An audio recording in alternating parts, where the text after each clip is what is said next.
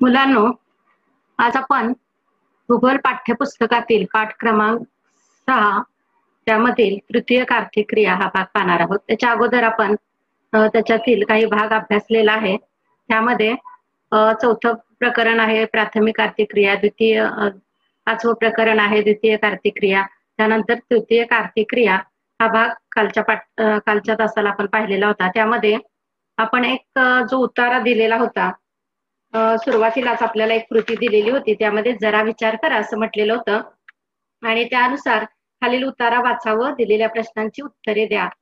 अशा प्रकारे तो उतारा आपण सविस्तरपणे त्या ठिकाणी अभ्यासलेला होता.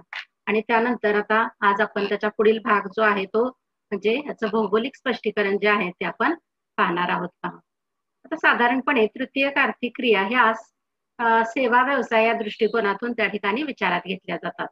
म्हणजे प्राथमिक आर्थिक क्रियेमध्ये आपण पाहिलेलं आहे की प्राथमिक आर्थिक क्रियेमध्ये निसर्गाशी निगडीत आर्थिक क्रिया असतात आणि या आर्थिक क्रियाच्या माध्यमातून पुढे मग द्वितीयक आर्थिक क्रिया ह्या होत असतात किंवा द्वितीयक आर्थिक क्रियामध्ये प्राथमिक आर्थिक क्रियातील उत्पादनावरती प्रक्रिया केली जाते आणि त्याचं मूल्यवर्धन आणि गुणवत्ता वाढवली जाते, हे पाहिलेलं आहे आपण. त्यानंतर तृतीयक व्यवसायामध्ये काय होतं, तर तृतीयक व्यवसायामध्ये प्राथमिक आणि द्वितीयक व्यवसायाशी निगडीत ज्या सेवा असतात त्या सेवा व्यवसायांचा याच्यामध्ये समावेश होतो. जसं पहा, त्या ठिकाणी दळणवळण असेल, वाहतूक असेल, त्या क्रिया ज्या आहेत त्या प्रामुख्याने याच्यामध्ये येत असतात. बघा, भौगोलिक स्पष्टीकरण त्या गोष्टीचे वाचन करताना तुम्हाला अनेक मानवी व्यवसायाचा उल्लेख आल्याचे लक्षात आले असेल. त्या सर्व व्यवसायांना मानवाच्या आर्थिक क्रिया म्हणून अभ्यासले जाते. त्यातील काही व्यवसाय पूर्णतः निसर्गावर आधारित असतात.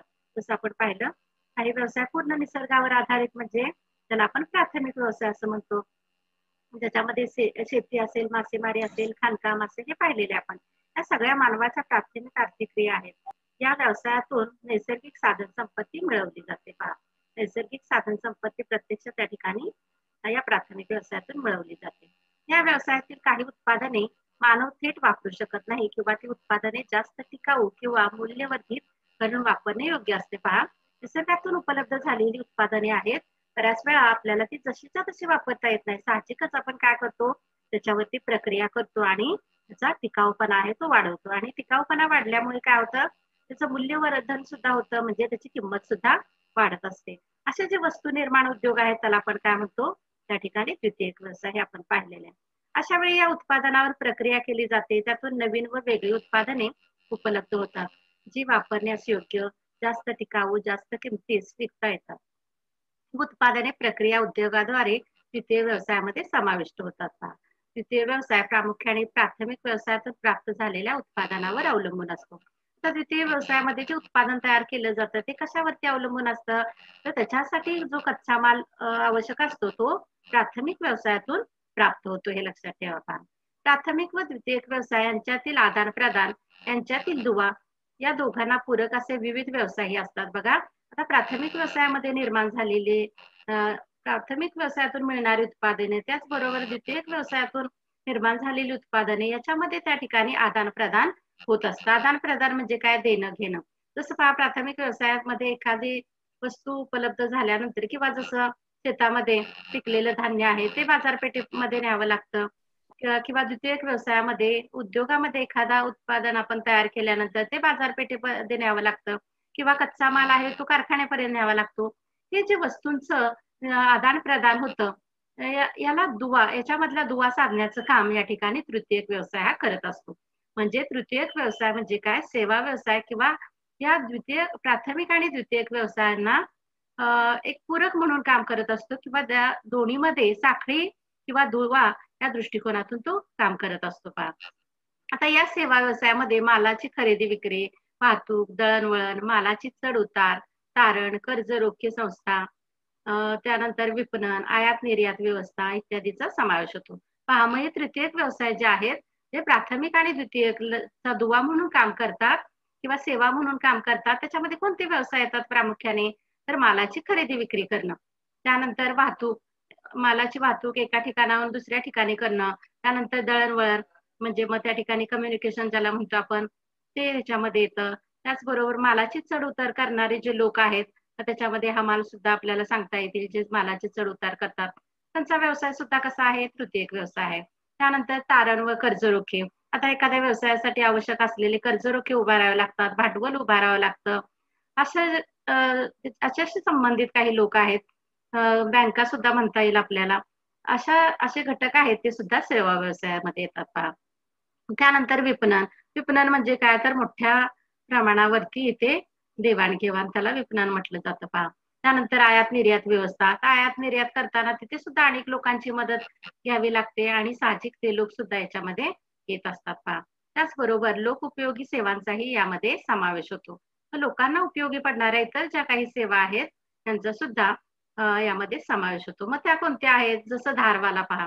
आता धारवाला कशासाठी आवश्यक आहे? तर एखादी वस्तू तिथे कट करायची असेल तरी सुद्धा त्या धारवाल्याचं महत्व तिथे आहे. तो सुद्धा ती सेवाच देत असतो. पुन्हा भाजी विक्रेता आहे. भाजी विक्रेता जरी मोबदला घेत असला तरी तो आपल्याला भाजी देतो म्हणजे ती आपली सेवाच आहे पहा. दुकानदार असतील, प्रवासी वाहतूक करणारे व्यावसायिक असतील किंवा अगदी टपाल सेवा असेल. टपाल सेवेच्या माध्यमातून सुद्धा आपल्याला या ठिकाणी आपलं टपाल आहे किंवा पत्र आहे एका ठिकाणाहून दुसऱ्या ठिकाणी नेण्याचं कार्य किंवा आपल्यापर्यंत पोहोचवण्याची सेवा केली जाते. म्हणून याला सुद्धा काय म्हटलं जातं? तृतीयक व्यवसाय असं म्हटलं जातं. आकृती क्रमांक 6.1 पहा. पुढे आपल्याला आकृती 6.1 मध्ये या ठिकाणी या व्यवसायाचं वर्गीकरण प्रामुख्याने दिलेलं आहे पहा. तर मागे सुद्धा आपण द्वितीयक व्यवसायाचं वर्गीकरण पाहिलेलं होतं. तसंच या ठिकाणी तृतीयक व्यवसाय कोणते आहेत ते कशा प्रकारे या ठिकाणी वर्गीकृत केलेले आहेत ते आपल्याला पाहता येईल पहा. आता साधारणपणे तृतीयक व्यवसायाचं या ठिकाणी वर्गीकरण तुम्हाला हा एक ट्री डायग्राम दिसतोय पहा. या ट्री डायग्राम मध्ये त्या ठिकाणी आपल्याला विविध तृतीयक व्यवसाय त्याचे उपभाग हे आपल्याला पाहायला मिळतात आणि हे सगळं पाहिल्यानंतर इथे पहा विस्तृत असा हा तृतीयक व्यवसाय असलेला लक्षात येतो पहा. आकृती क्रमांक 6.1. मग आता पाहायचं वर्गीकरण आपण बघूया. या तृतीयक व्यवसायाचे प्रमुख सुरुवातीला 4 भाग पडतात किंवा 4 प्रकारे सुरुवातीला वर्गीकरण केलं जातं. हे कोणते 4 प्रकार आहेत? तर त्यामध्ये पहिला आहे तो म्हणजे त्या ठिकाणी पहा पॉइंटरने दाखवते व्यापार आणि वाणिज्य. व्यापार माहिती आहे तुम्हाला, मालाची त्या ठिकाणी विक्री करणं वगैरे त्याला व्यापार म्हणतो आपण. वाणिज्य कशाला म्हणतो? तर जेव्हा मोठ्या प्रमाणावरती त्या ठिकाणी व्यापार केला जातो तेव्हा काय त्याला म्हटलं जातं? वाणिज्य असं म्हटलं जातं. बघा म्हणजे तृतीयक व्यवसायामध्ये कोणकोणते व्यवसाय येतात? तर पहिला आहे तो म्हणजे व्यापार आणि वाणिज्य. त्यानंतर दुसरा आहे वाहतूक. मालाची आणि प्रवाशांची वाहतूक दोन्ही प्रकारच्या वाहतूक याच्यामध्ये येतात. त्यानंतर संदेशवहन. संदेशवहनाची वेगवेगळी माध्यमे पुढे पाहिजे आहेत आपल्याला आणि मग काही इतर सेवा. म्हणजे प्रमुख कोणते 4 प्रकार आहेत? तर व्यापार आणि वाणिज्य, वाहतूक, संदेशवहन आणि इतर सेवा. या 4 प्रकारामध्ये त्याचं वर्गीकरण केलं जातं. आता हे 4 प्रकार झाल्यानंतर त्या प्रत्येक प्रकाराचे पुन्हा उपप्रकार आपल्याला इथे पाहायला मिळतात पहा. त्यापैकी पहिला प्रकार जो आहे व्यापार आणि वाणिज्य याचे पुन्हा 2 प्रकार केले जातात. तर व्यापाराचे कोणते 2 प्रकार आहेत? तर त्यामध्ये घाऊक व्यापार आणि किरकोळ व्यापार असे 2 प्रकार केले जातात. घाऊक म्हणजे काय आपण म्हणतो त्याला होलसेल व्यवसाय म्हणतो पहा. असा होलसेल व्यवसाय त्यालाच घाऊक व्यापार म्हटलं जातं आणि मग किरकोळ दुकानदार जे असतात तसा जो व्यापार होतो त्याला काय म्हणतो आपण? किरकोळ व्यापार. त्यानंतर आता ह्या घाऊक व्यापाराचे सुद्धा पुन्हा 2 प्रकार केलेले आहेत पहा. कोणते 2 प्रकार आहेत? तर शहरी घाऊक बाजारपेठा आणि ग्रामीण घाऊक बाजारपेठा. म्हणजे शहरामध्ये जिथे होलसेल व्यवसाय चालतात असा भाग त्यामध्ये येतो. त्याचबरोबर ग्रामीण भागामध्ये सुद्धा काही घाऊक बाजारपेठा त्या ठिकाणी आपल्याला पाहायला मिळतात. असं 2 प्रकारे ह्या घाऊक व्यवसायाचं किंवा व्यापाराचं त्या ठिकाणी वर्गीकरण केलेलं आहे. त्यानंतर दुसरा जो प्रकार त्याच्यामधला आहे तो म्हणजे किरकोळ व्यापार. आता या किरकोळ व्यापाराचं आपल्याला खाली इथे दाखवलंय पहा, खाली अशी रेषा आलेली आहे. या किरकोळ व्यापाराचे पुन्हा 2 प्रकार पडतात. कोणते 2 किरकोळ व्यापार आहेत? तर एक म्हणजे ग्रामीण व्यापार आणि दुसरा आहे तो नागरी किरकोळ व्यापार. हे 2 प्रकार त्याचे केले जातात. बघा आणि पुन्हा या किरकोळ व्यापाराचे ग्रामीणमध्ये सुद्धा थोडे बाजार, वस्तू भांडार, सार्वजनिक वितरण यंत्रणा अशा प्रकारे ह्या ग्रामीण किरकोळ व्यापाराचे प्रकार त्या ठिकाणी केले जातात. त्यानंतर नागरी किरकोळ व्यापार जो आहे त्यामध्ये कोणकोणते व्यापार येतात पहा. त्यामध्ये शृंखला भांडार, साखळी किंवा चेन आपण ज्याला म्हणतो, म्हणजे एकमेकावर अवलंबून असलेले असे हे व्यवसाय आहेत किंवा व्यापार आहे. त्यानंतर दुसरा आहे तो म्हणजे मॉल किंवा दुकाने किंवा मंडई असेल. तिसरा प्रकार आहे तो म्हणजे सार्वजनिक वितरण. असे हे नागरी किरकोळ व्यापाराचे 3 प्रकार आपल्याला या ठिकाणी पाहायला मिळतात पहा. त्यानंतर वरती आता जाऊया आपण. जो मुख्य प्रकार आहे दुसरा तो म्हणजे वाहतूक. आता वाहतुकीचे कोणकोणते प्रकार आहेत पहा. त्यामध्ये पहिला प्रकार आहे तो म्हणजे रेल्वे वाहतूक. वाहतुकीचे प्रकार आपल्याला माहिती आहेत पहा. रेल्वे वाहतूक, रस्ते वाहतूक, जल वाहतूक, हवाई वाहतूक आणि 5वा प्रकार आहे तो म्हणजे नळ वाहतूक. पहा, नळाच्या माध्यमातून किंवा पाईपलाईनच्या माध्यमातून सुद्धा आपण या ठिकाणी वाहतूक करत असतो. मग ती लिक्विड किंवा द्रव पदार्थाची वाहतूक असेल किंवा मग पाण्याची वाहतूक आपण करत असतो. ती सुद्धा एक सेवाच आहे. म्हणून त्याचा समावेश सुद्धा या वाहतुकीमध्ये होतो. तर वाहतुकीचे प्रामुख्याने 5 प्रकार कोणकोणते आहेत? तर रेल्वे वाहतूक, दुसरा आहे तो रस्ते वाहतूक, तिसरा जल वाहतूक, चौथा हवाई वाहतूक आणि 5वा आहे तो नळ वाहतूक. हे वाहतुकीचे 5 प्रकार आपल्याला सांगता येतील. पुन्हा आपण वरती जाऊया पहा. आता मुख्य तिसरा प्रकार जो आहे तो संदेशवहन. आता या संदेशवहनाचे पुन्हा 5 प्रकार केलेले आहेत पहा. संदेशवहन कोणकोणत्या माध्यमातून करतो आपण? संदेशवहन म्हणजे संदेशाचं वहन म्हणजे या ठिकाणी माहितीची देवाणघेवाण आपण करत असतो. त्यामध्ये संदेश किंवा माहिती जी आपण पाठवत असतो त्याची कोणकोणती माध्यमे आहेत? तर त्यामध्ये पहिलं आहे ते म्हणजे टपाल. टपालाच्या माध्यमातून सुद्धा या ठिकाणी संदेशवहन होत असतं. म्हणजे हा सुद्धा एक सेवा व्यवसाय आहे पहा. त्यानंतर दूरसंचार आहे. त्यानंतर दृकश्राव्य आणि पुढचा आहे तो आंतरजाल, ज्याला इंटरनेट आपण म्हणतो आणि पुढचा 5वा प्रकार आहे तो म्हणजे कृत्रिम उपग्रह.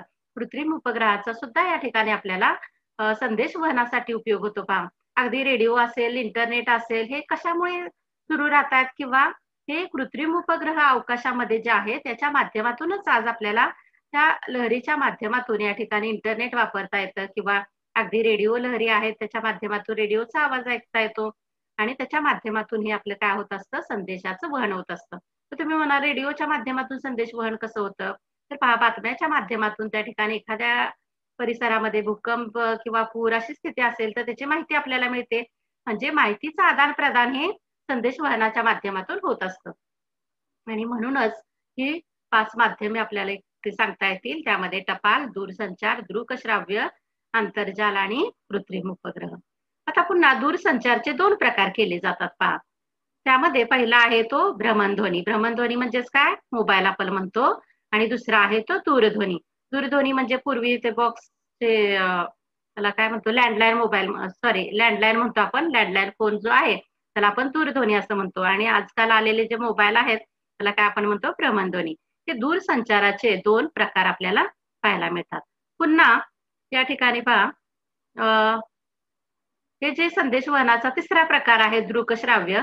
दृकश्राव्यमध्ये कोणते प्रकार येतात? दृक म्हणजे ऐकणे आणि दृक म्हणजे पाहणे आणि श्राव्य म्हणजे ऐकणे. ज्याच्या माध्यमातून आपल्याला ऐकायला आणि पाहायला असा संदेश मिळतो. अशी माध्यमे ती कोणती आहेत पहा? तर त्यामध्ये फिल्म असतात, काही डॉक्युमेंटरी असतात पहा, ज्याच्या माध्यमातून आपल्याला माहिती दिली जाते आणि त्याच्या माध्यमातून ही सेवा आपल्यापर्यंत पोहोचत असते. त्यानंतर रेडिओ आहे. जसं वरती मी सांगितलं रेडिओचा उपयोग आपल्याला कसा होतो? ते संदेशाचं वहन मोठ्या प्रमाणात रेडिओच्या माध्यमातून सुद्धा होत असतं.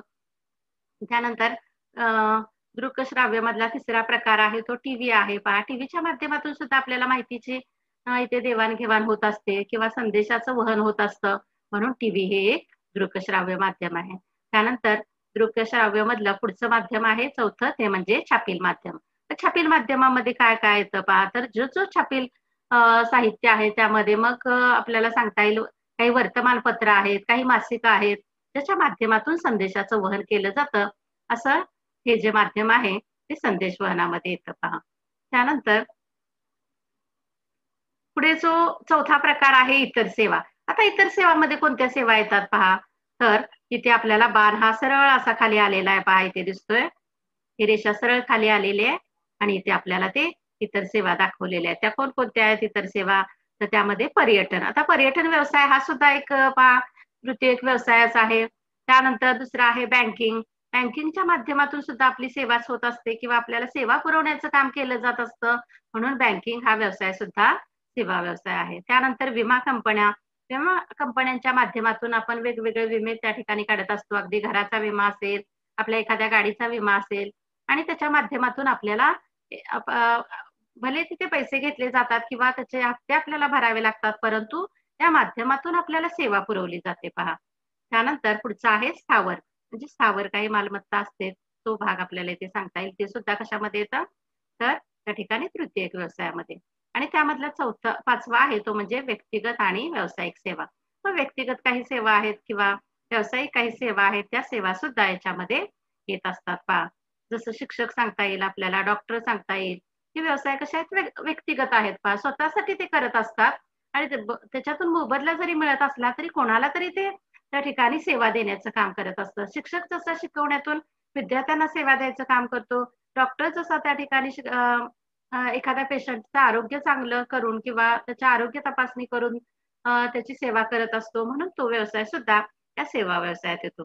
म्हणजे एवढे जर आपण या ठिकाणी व्यवसाय किंवा हे सगळा भाग जर पाहिला तर आपल्या असं लक्षात येतं की त्या ठिकाणी तृतीयक व्यवसायाचं महत्व त्या ठिकाणी मोठ्या प्रमाणात आहे आणि त्याचबरोबर त्याचा विस्तार सुद्धा मोठ्या प्रमाणात असलेला आपल्याला पाहायला मिळतो पहा. अशा प्रकारे हे तृतीयक व्यवसायाचं वर्गीकरण या ठिकाणी आपण पाहिलं. त्याच्यातले काही मुद्दे जे प्रमुख मुद्दे आहेत ते पुढे आपण विस्ताराने पाहणार आहोत पहा. आणि त्यानंतर आपल्याला एक कृती दिलेली आहे पहा. ही कृती आपल्याला पान क्रमांक 56 वरती दिलेली आहे. त्याच्यामध्ये काय म्हटलेलं आहे पहा. ठीक आहे, इथे ते द्यायचं राहिले, मी वाचून दाखवते तुम्हाला किंवा वरती आहे का बघूया जरा एक मिनिट. हा आहे. तर पहा, हा भाग थोडा वरती गेलेला होता. त्यामध्ये कृती आपल्याला काय दिलेले जरा डोके चालवा. ह्याच्यामध्ये काय विचारलेलं आहे पहा, तृतीयक व्यवसायात केवळ सेवा येतात का? पहा काय म्हटलेलं आहे, तृतीयक व्यवसायामध्ये फक्त सेवाच असतात का? तर त्याचं उत्तर आपल्याला काय सांगता येईल, होय, तृतीयक व्यवसायामध्ये फक्त सेवाच येतात. तिथे आपण कुठलं उत्पादन करतो का? नाही. म्हणून तृतीयक व्यवसाय हा काय आहे, सेवा व्यवसाय आहे किंवा जे जे सेवा व्यवसाय आहेत हे तृतीयक व्यवसायात येतात. ते उत्तर काय आहे, बरोबर आहे, हे सांगता येईल. त्यानंतर दुसरा काय विचारलेला आहे पहा, तृतीयक व्यवसायात उत्पादने येतात का? वर्गात चर्चा करून त्याची यादी तयार करा. बघा आता तृतीयक व्यवसाय हा सेवा व्यवसाय आहे. मग सेवा व्यवसायात आपण कुठलं उत्पादन घेतो का? नाही घेत. साहजिकच त्या ठिकाणी याची वर्गात चर्चा करण्याची आणि यादी करण्याचा प्रश्नच येत नाही. कारण इथे कुठल्याही प्रकारचं उत्पादन होत नाही, तर फक्त सेवा यामध्ये दिल्या जातात. अशी ही कृती आपल्याला या ठिकाणी दिलेली आहे पहा. त्यानंतर पुढे जो भाग आहे त्यामध्ये काय म्हटलेलं आहे पहा, सांगा पाहू. त्याच्या अगोदर एक कृती आहे, मी ते दिलेली नाहीये तुम्हाला. त्यामध्ये काय म्हटलंय पहा, वाचून दाखवते मी. सांगा पाहू. 6.1 मधील तक्त्यात तृतीयक व्यवसायात समाविष्ट होणाऱ्या अनेक आर्थिक क्रिया दिलेल्या आहेत. म्हणजे तुम्हाला जो चार्ट दिलेला आहे तिथे ट्री डायग्राम दिलेला आहे, त्याच्या आधारे तुम्हाला या ठिकाणी काय करायचंय, तर या आर्थिक क्रियाचे वर्गीकरण 2 गटामध्ये करायचंय. त्यामध्ये भौगोलिक घटकावर अवलंबून असलेल्या ज्या जे व्यवसाय आहेत किंवा क्रिया आहेत त्या आणि भौगोलिक घटकावर अवलंबून नसलेल्या, असं 2 गटामध्ये त्याचं वर्गीकरण आपल्याला करायचं आहे. ते वर्गीकरण तुम्ही त्या ठिकाणी करू शकता, सोपं आहे. बघायचं ज्या निसर्गावर आधारित किंवा ज्या प्राथमिक मध्ये द्वितीयक मध्ये येणाऱ्या ज्या क्रिया आहेत त्या साधारण यात येतच नाहीत, परंतु काही क्रिया अशा आहेत की ज्या निसर्गावर पूर्णतः अवलंबून असतात. जसं वाहतुकीचं आपण एक उदाहरण मी सांगते, त्यामध्ये वाहतुकी क्रिया. आता वाहतूक ही तृतीयक आर्थिक क्रिया जरी असली तरी ती निसर्गावर अवलंबून असते का? तर हो, असते असं सांगता येईल आपल्याला. कारण का सांगा, कारण वाहतूक एखाद्या ठिकाणची जी आहे, समुद्र असेल तर त्या ठिकाणी किंवा नद्या असतील तर त्या माध्यमातून वाहतूक करता येईल. म्हणजे जलवाहतुकीसाठी जलस्रोत तिथे उपलब्ध असणं गरजेचं आहे. महासागर असतील तर आपण जलवाहतूक करू शकतो किंवा अगदी विमान वाहतुकीचा जेव्हा आपण विचार करतो तेव्हा पहा, विमान वाहतुकीवरती सुद्धा हवामानाचा प्रभाव पडतो. बघा, एखाद्या वेळी पावसाळी वातावरण असेल किंवा ढगाळ हवामान असेल तर विमान सेवा ही त्या ठिकाणी स्थगित केली जाते. बऱ्याच वेळा अशा घटना आपण ऐकतो. म्हणजे हवामानाचा प्रभाव त्या ठिकाणी वाहतूक व्यवस्थेवरती पडतो. म्हणजे मग अशाच प्रकारे हे जे याच्यामध्ये जे व्यवसाय दिलेले आहेत त्या व्यवसायाचं वर्गीकरण आपल्याला किंवा तुम्हाला 2 गटामध्ये करायचं आहे. मग कुठले व्यवसाय आहेत त्याच्यावरती हवामानाचा प्रभाव पडतो किंवा भौगोलिक घटकाचा प्रभाव असतो, तो गट एक वेगळा करायचा आहे. आणि दुसरा गट आहे तो म्हणजे ज्याच्यावरती भौगोलिक घटकाचा काही परिणाम होत नाही असा एक गट करायचा आहे. ते तुम्ही करू शकता पहा. त्यानंतर पुढे जाऊयात आपण. इथे काय म्हटलेलं आहे पहा, एक कृती पुन्हा दिलेली आहे आपल्याला. ही कृती आहे तुमच्या पाठ्यपुस्तकातील पान नंबर 57 वरती कृती दिलेली आहे. काय म्हटलेलं आहे पहा याच्यामध्ये, सांगा पाहू. तर त्यामध्ये तुमच्या दैनंदिन जीवनात तुम्ही अनेक गोष्टी वापरता त्यांची यादी करा. आता आपल्या याच्यामध्ये प्रत्येकाची आता यादी वेगवेगळी होऊ शकते. त्यामुळे सगळंच इथे देणं शक्य नाही पहा. तुमच्या सोयीनुसार तुम्ही ती यादी करू शकता. तुमच्या दैनंदिन जीवनात कोणकोणत्या वस्तू वापरतात, कितीतरी वस्तू आपण वापरत असतो. पहा अगदी टूथपेस्ट पासून त्या ठिकाणी अगदी अन्नधान्यापर्यंत किंवा कितीतरी वस्तू आहेत. त्याची हजारो वस्तूंची यादी त्या ठिकाणी होऊ शकते. त्यामुळे तुमच्या तुमच्या सोयीनुसार ती यादी तुम्ही करू शकता किंवा त्याच्यावरती चर्चा तुम्ही करू शकता पहा. त्यानंतर पुढे काय म्हटलंय, तुम्ही केलेल्या यादीचे व्यावसायिक स्रोतानुसार वर्गीकरण करा. आता तुम्ही जी यादी केलेली आहे, काही वस्तूंची नावं तिथे तुम्ही लिहिली असतील. मग या वस्तूंना पुन्हा नावं द्यायची आपल्याला किंवा त्या यादीचं व्यावसायिक कुठल्या स्रोतामध्ये ते येतात, प्राथमिकमध्ये येतात, द्वितीयकमध्ये येतात, तृतीयकमध्ये येतात, कुठल्यामध्ये येतात, हे वर्गीकरण पुन्हा तुम्हाला करायचे. जसं उदाहरण इथे दिलेलं आहे पहा, मीठ. मीठ म्हटल्यानंतर ते कोणत्या व्यवसायामध्ये येतं? तर प्राथमिक व्यवसायामध्ये येतं. जर तुम्ही पेस्टचा या ठिकाणी विचार केला, उदाहरणार्थ आपण टूथपेस्ट ही वस्तू घेतली, तर ती कुठल्या व्यवसायात येईल पहा? तर ती द्वितीयक व्यवसायामध्ये येईल. आणि तुम्ही एखादा त्या ठिकाणी व्यापार करत असाल किंवा टेम्पो चालक वगैरे एखादा असेल किंवा तुम्ही प्रवास करत असाल अगदी ट्रेननी असेल, बसनी किंवा विमानाने कुठल्याही साहाय्याने करत असाल, त्याचं जर तुम्ही नाव टाकलं तर तो कुठल्या व्यवसायात येणार आहे? तृतीयक व्यवसायामध्ये येणार आहे पहा. अशा प्रकारे असंख्य वस्तूची यादी आपल्याला त्या ठिकाणी करता येईल. एखादा म्हणेल मी मासेमारी करतो किंवा मासेमारीशी रिलेटेड त्या ठिकाणी असेल त्याचं तर तो व्यवसाय कशामध्ये येणार आहे? तर तो प्राथमिकमध्ये येईल. म्हणजे अशा प्रकारे असंख्य व्यवसाय म्हणजे प्रत्येकाचे ते वेगवेगळे येऊ शकतात. त्याची तुम्ही यादी करायची आणि कुठल्या गटामध्ये ते मोडतात ते तुम्ही पाहायचं आहे पहा. त्यानंतर तुमच्या यादीत वरील तिन्ही प्रकारच्या व्यवसायात न बसणारी नावे आहेत का आणि कोणती? आता हे सगळं ते तुम्ही जेव्हा यादी कराल तेव्हा तुमच्या लक्षात येईल की त्याच्यामध्ये कोणती अशी आहेत की तिन्ही प्रकारात बसत नाहीत आणि कोणती अशी आहेत की ती त्या तिन्ही प्रकारामध्ये बसतात. ते तुम्ही त्या ठिकाणी ती यादी केल्यानंतर तुमच्या लक्षात यायचं हे काम तुम्ही स्वतः करायचं आहे पहा. त्यानंतर पुढचा भाग आहे तो म्हणजे भौगोलिक स्पष्टीकरण. आता हे भौगोलिक स्पष्टीकरण आपल्याला हे जे तृतीयक व्यवसाय आहे त्या तृतीयक व्यवसायाशी रिलेटेड जे व्यवसाय आहेत त्याचा आपण या ठिकाणी प्रामुख्याने काही व्यवसायांचा अभ्यास करणार आहोत. त्यानुसार त्याचं भौगोलिक स्पष्टीकरण इथे दिलेलं आहे पहा. त्यामध्ये काय म्हणतात पाहूयात. तृतीयक आर्थिक व्यवसायात प्राथमिक व्यवसायाप्रमाणे निसर्गातून काहीही घेतलं जात नाही बघा. तृतीयक व्यवसाय सेवा व्यवसाय आपण म्हटलेला आहे. म्हणजे साहजिकच ह्याच्यात कुठल्याही प्रकारचं प्राथमिक व्यवसायामधून किंवा निसर्गातून हे उत्पादन कुठलंही घेतलं जात नाही. त्या व्यवसायात द्वितीयक व्यवसायाप्रमाणे नवीन उत्पादनही निर्माण केली जात नाहीत. म्हणजे आपल्याला इथे काय म्हणता येईल, हे जे सांगितलं जातंय ते काय आहे? तृतीयक व्यवसायाची वैशिष्ट्ये आपल्याला सांगता येतील. ती वैशिष्ट्ये काय? तर प्राथमिक व्यवसायाप्रमाणे निसर्गातून काहीही घेतलं जात नाही. हे एक तृतीयक व्यवसायाचं वैशिष्ट्य सांगता येईल. दुसरं याचं वैशिष्ट्य काय सांगता येईल? तर या व्यवसायात द्वितीयक व्यवसायाप्रमाणे नवीन उत्पादने घेतली जात नाहीत किंवा निर्माण केली जात नाहीत. हेच दुसरं वैशिष्ट्य आहे. त्यानंतर तिसरं वैशिष्ट्य काय सांगता येईल तृतीयक व्यवसायाचं? तर यामध्ये केवळ सेवा दिली जाते आणि सेवेच्या बदल्यामध्ये मोबदला घेतला जातो पहा. म्हणजे कुठलीही सेवा अगदी दळणवळण असू देत, व्यापार असू देत, त्याच्यामध्ये ही सेवा जेव्हा दिली जाते त्याच्या बदल्यात मोबदला सुद्धा घेतला जातो. ही आपल्याला त्याची वैशिष्ट्ये सांगता येतील पहा. म्हणून या व्यवसायांना काय म्हणतात? सेवा व्यवसाय म्हणतात. कधी तुम्हाला 1-2 मार्कासाठी प्रश्न विचारला जाऊ शकतो, की तृतीय व्यवसायाची वैशिष्ट्ये सांगा. मग काय वैशिष्ट्ये सांगता येतील? तर वरती मी जी आता 3 वैशिष्ट्ये सांगितली, ती वैशिष्ट्ये तुम्हाला त्या ठिकाणी देता येतील पहा. त्यानंतर पुढे काय म्हटलंय पहा, या सेवा व्यवसायाचे वितरण हे अनेक भौगोलिक घटकांनी प्रेरित झालेले असतात. आता सेवा व्यवसायावरती भौगोलिक घटकांचा प्रभाव सुद्धा पडलेला असतो. हे सुद्धा आपल्याला त्या ठिकाणी लक्षात येतं. जसं मी तुम्हाला हवाई वाहतुकीचं सांगितलं.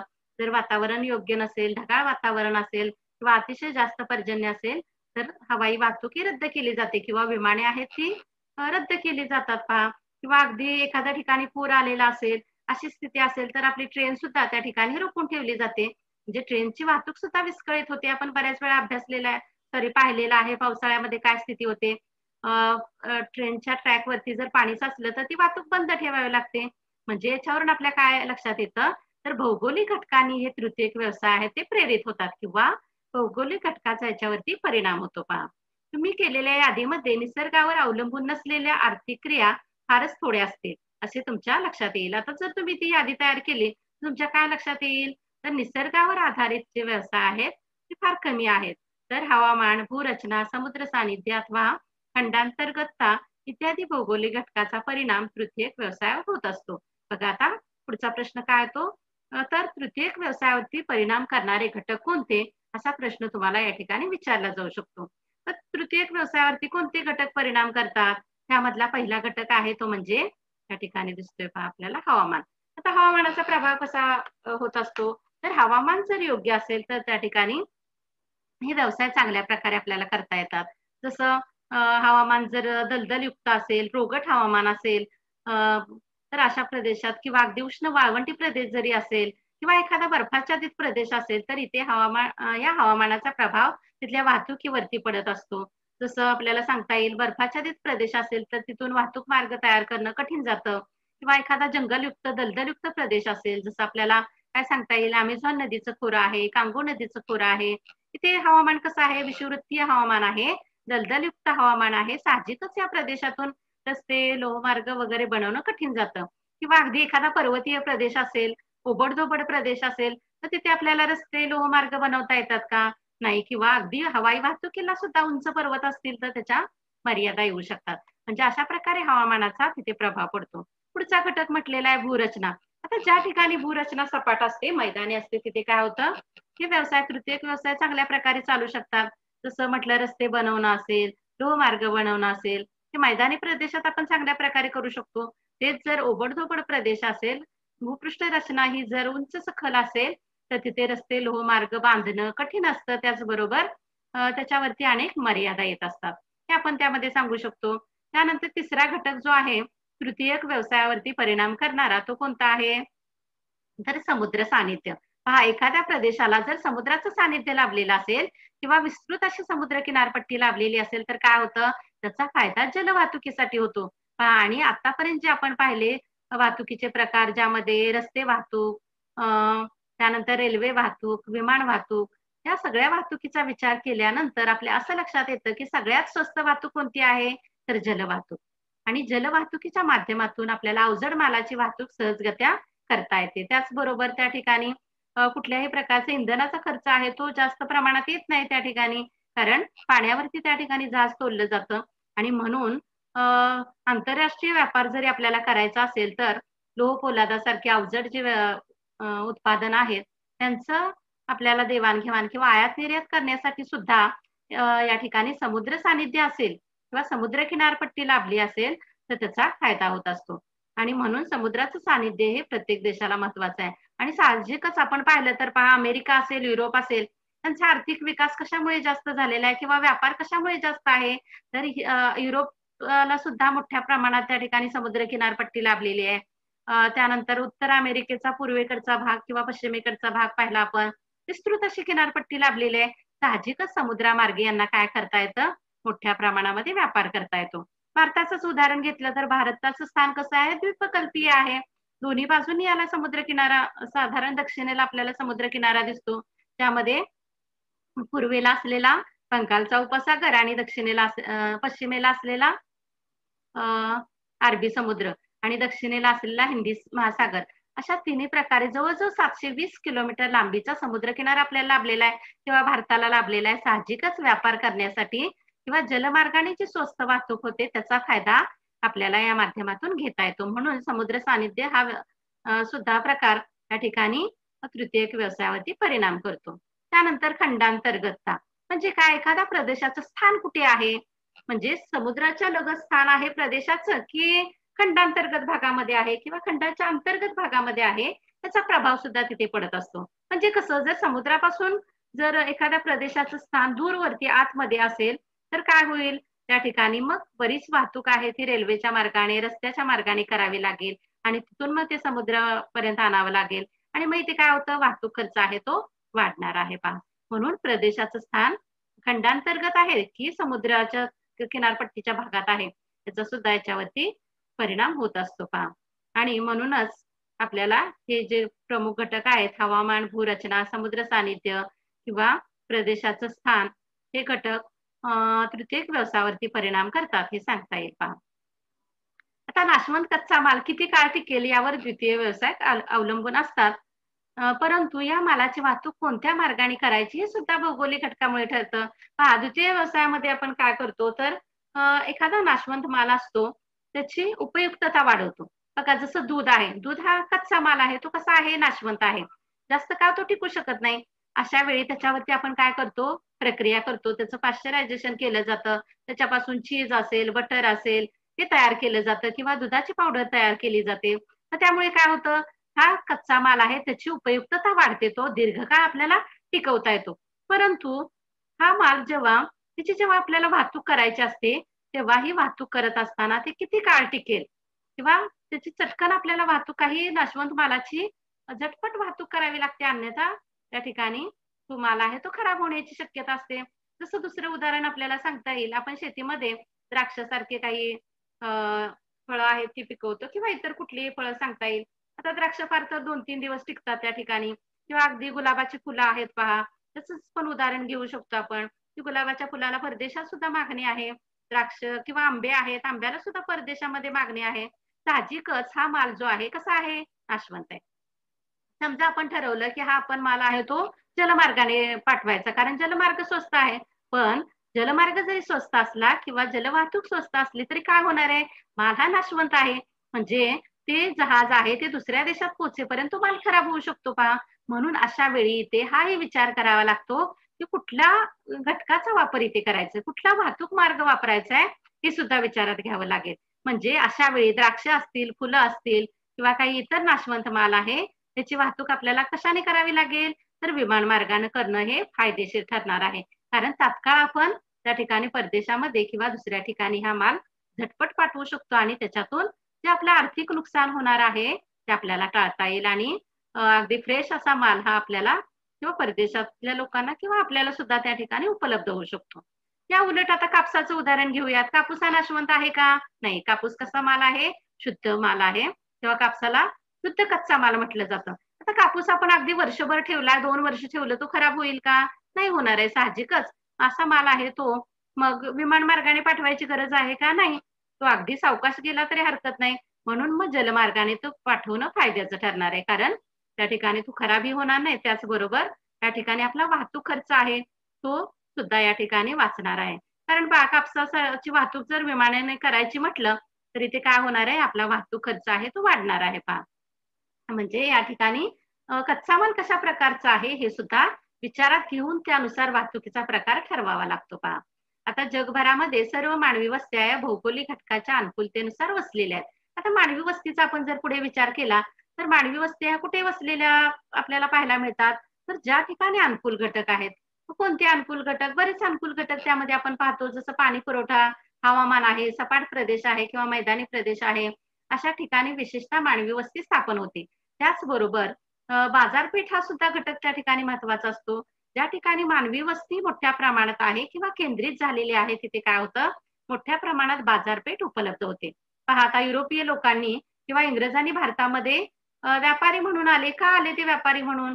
नंतर ते राज्यकर्ते बनले वगैरे हा पुढचा भाग आहे. परंतु भारत ही एक मोठी बाजारपेठ. आज जर आपण पाहिलं, तर भारताची लोकसंख्या साधारणपणे 1.35 कोटीच्या पुढे जवळ-जवळ अ, 140 कोटीपर्यंत गेलेली आहे आणि साहजिकच मग इथे लोकसंख्या जास्त असल्यामुळे मोठ्या प्रमाणात बाजारपेठ उपलब्ध आहे. म्हणजे अशा पहा जिथे मानवी वस्ती घनदाट असते किंवा केंद्रित झालेली असते, तिथे काय होतं बाजारपेठेची स्थापना होते किंवा बाजारपेठ उपलब्ध होते आणि मग त्या किरकोळ असोत किंवा घाऊक असोत, नेहमीच त्या वस्त्यांमध्ये किंवा वस्त्यांच्या जवळ बाजारपेठा निर्माण होतात. साहजिकच आहे पहा आपल्याला वस्तूची गरज असते.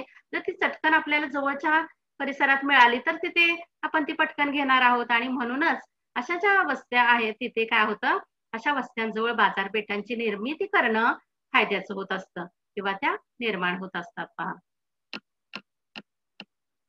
त्यानंतर पुढे पहा बंदर, गोदी या ठिकाणी मालाची चढ-उतार होत असते. आता जसं जलवाहतुकीमध्ये रस्ते वाहतूक किंवा बाजारपेठा हा आपण भाग पाहिला. पण या ठिकाणी आता जेव्हा जलवाहतुकीचा आपण विचार करतो, तेव्हा त्या ठिकाणी बंदर, गोदी अ, ही ठिकाणं सुद्धा महत्त्वाची आहेत. बंदर कशाला म्हटलं जातं? ज्या ठिकाणी मालाची चढ-उतार केली जाते, असं विस्तृत क्षेत्र समुद्रकिनार पट्टीवर असतं, अशा ठिकाणी बंदराची निर्मिती होते. आता गोदी म्हणजे काय? माल साठवून ठेवण्यासाठी त्या ठिकाणी मोठमोठी गोदामं उभारावी लागतात. आणि या ठिकाणी काय होतं मालाची चढ-उतार होत असते. त्या बंदर किंवा गोदी याचे स्थान अ, आपल्याला Google सर्चच्या साहाय्याने शोधण्याचा प्रयत्न करायचा आहे पहा. आता एखादं बंदर असेल, अगदी मुंबई बंदर असेल, त्यानंतर पोर्ट ट्रस्ट असेल, अशा प्रकारची बंदरे आहेत, की या ठिकाणी मालाची चढ-उतार होत असते. मग साहजिकच अशी कोणकोणती बंदरे आहेत, त्यापैकी काही बंदरांचं स्थान आपल्याला Google सर्चच्या साहाय्याने शोधायचं आहे किंवा तुम्ही शोधावं, असं या ठिकाणी त्यांना अपेक्षित आहे पहा. त्यामध्ये कोणतं सांगितलेलं आहे पहा, तर घोडबंदर, त्यानंतर हे कुठे आले? ठाणे जिल्ह्यामध्ये. कोची पोर्ट ट्रस्ट आहे, त्यानंतर मुंबई बंदर आहे, Mumbai port trust, Delhi international cargo terminus. हे जे आहे तुम्ही Google सर्चवरती टाकल्यानंतर तुम्हाला आता ते कॉम्प्युटरचा वापर चांगल्या प्रकारे करता येतो. तुम्ही हे सर्च करू शकता पहा आणि मग ते कशाप्रकारे आपल्याला दिसतं ते त्याची अ, एक इमेज आपण त्या ठिकाणी पाहू शकतो पहा. तुमच्या असे लक्षात येईल, की स्थाने एकतर जल किंवा हवाई मार्गाजवळ आढळतात. मग ही जर स्थानाचा तुम्ही जर मॅप त्या ठिकाणी पाहिला किंवा Google सर्चच्या साहाय्याने शोधलं, तर तुम्हाला काय आढळेल? तर ही स्थाने कुठे आहेत? एकतर जल किंवा हवाई मार्गाजवळ स्थापन झालेली आपल्याला पाहायला मिळतात पहा. त्यानंतर वरील काही उदाहरणावरून हे स्पष्ट होते, की मानवाचे तृतीयक आर्थिक व्यवसाय ही भौगोलिक घटकामुळे प्रेरित होत असतात. वाहतूक व्यवस्था हे आणखीन एक उदाहरण आहे. ही व्यवस्था वर्तमान काळात अत्यंत प्रगत तंत्राद्वारे विकसित होत आहे. परंतु अनेक ठिकाणी ही व्यवस्था भौगोलिक घटकामुळे बाधित होते किंवा कोलमडून पडते. बघा आता त्याच्यामधल्या वाहतूक